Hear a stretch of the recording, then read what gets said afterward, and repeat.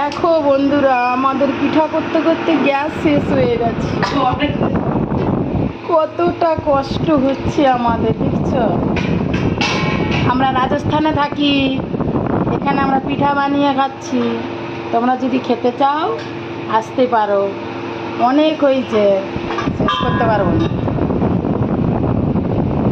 বর্ষার বাজারে তোমরা ঘুম চাচ্ছ, আমরা পিঠা বানাচ্ছি, অতিরিক্ত গরম। এটা হলো সুরজের মা,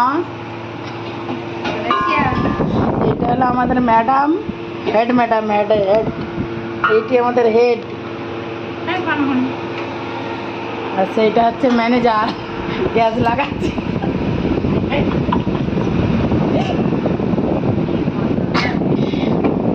আর যে ক্যামেরাম্যান, সে দাঁত খাচ্ছে, আমাকে দেখাই।